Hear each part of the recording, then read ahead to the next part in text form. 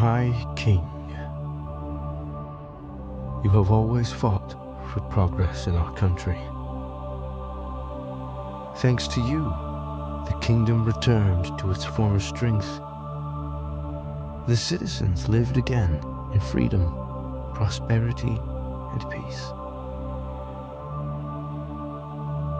No generation before ever had a better life than we did.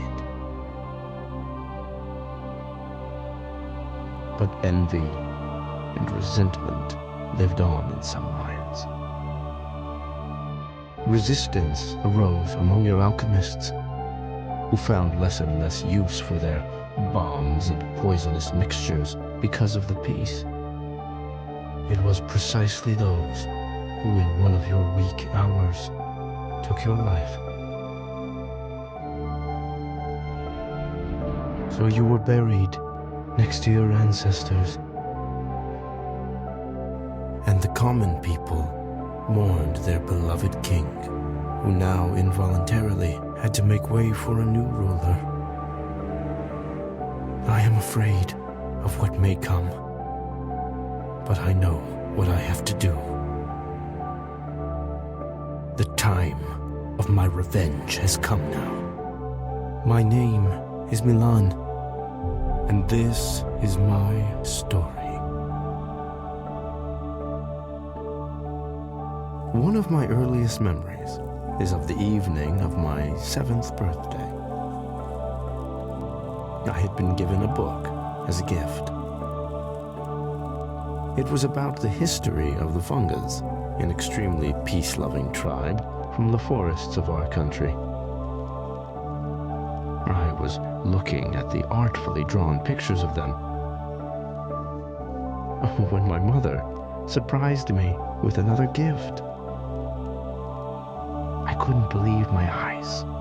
It was game pieces and magical defense towers. I asked Mother to play a game with me right away. We set up the game board and read the rules together.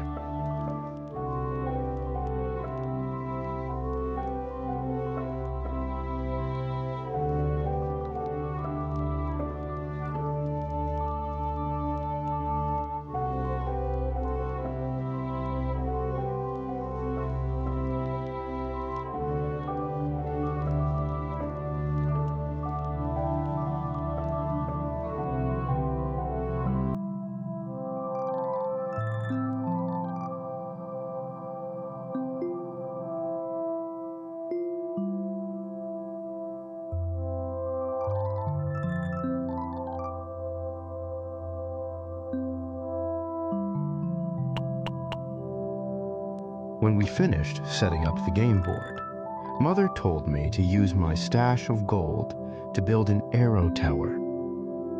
I placed it in a spot where it could hit as many enemies as possible.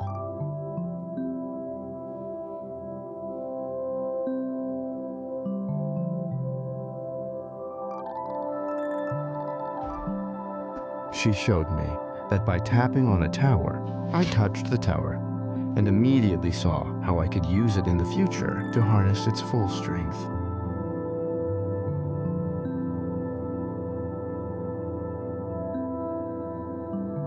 My tower began to fire at the approaching enemies. When defeated, every single one of them left a bounty for me. After a while, I had collected enough gold to build one of the mighty cannon tower. I could hardly wait for another wave of enemies to march by.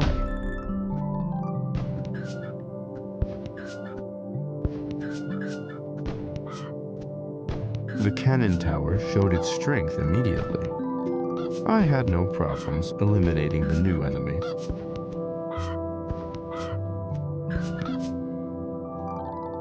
I collected an enormous amount of gold and could use it to strengthen my cannon tower. I immediately tapped it to upgrade it.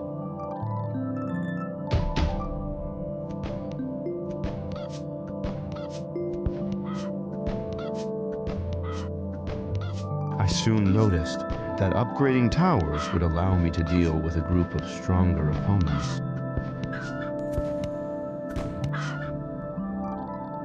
Some enemies dropped skulls on the battleground. Mother encouraged me to collect them quickly.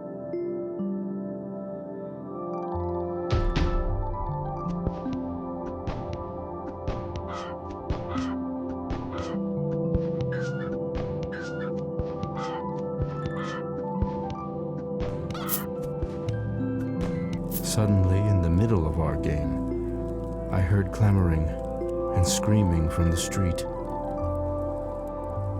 In a loud voice, Mother ordered me to get away from the windows. Panicking, she stuffed some clothes, some food, and my gifts into a bag. She took me by the hand, and we fled out the back door.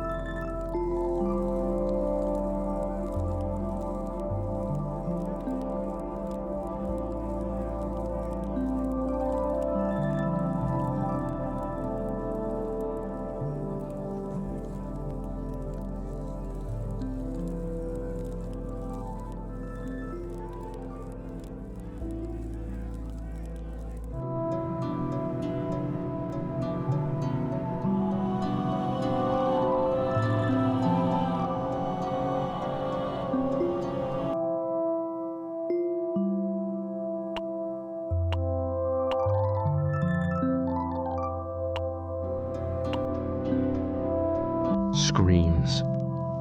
The scent of charred flesh. We ran through the alleyways. Screams kept coming from the houses as we flew past.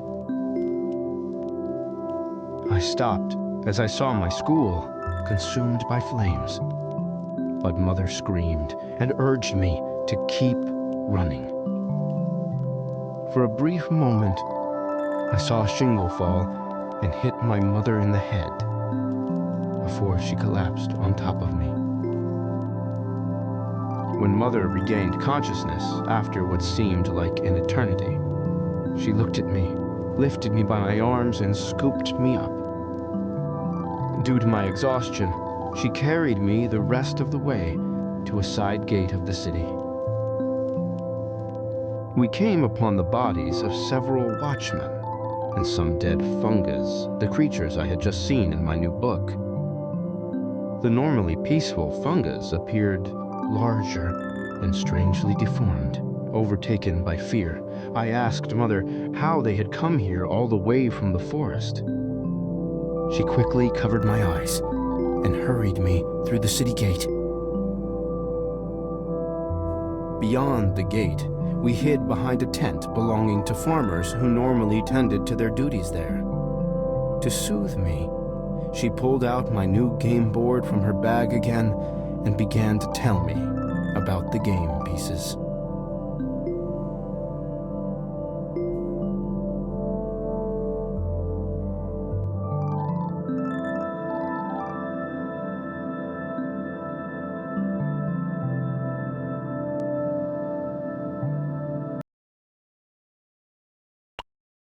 Mother showed me that each tower has a preferred way of attacking enemies.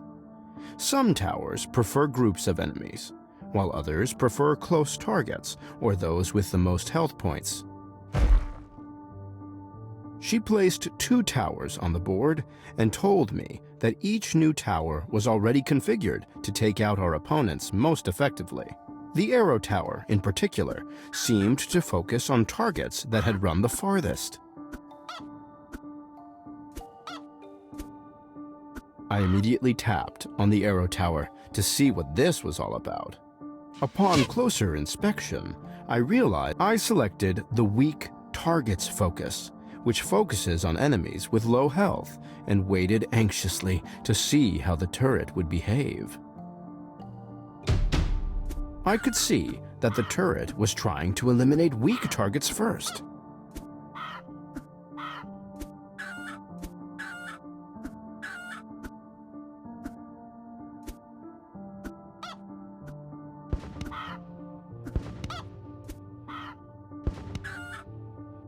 Mother showed me that the cannon turret also had special settings. I tapped on it to see its details. Since this turret dealt area damage, it was already specialized to focus on large groups of enemies. When a new group of enemies entered the maze, I tried the settings on both of my turrets to familiarize myself with them.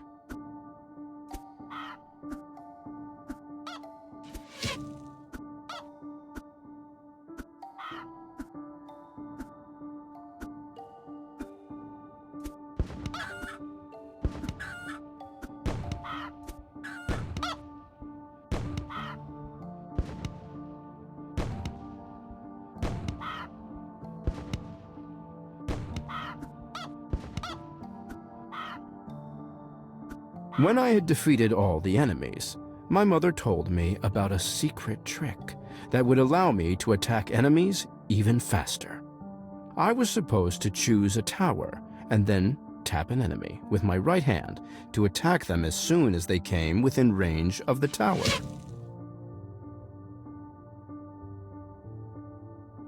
I learned that I could attack important enemies very quickly this way.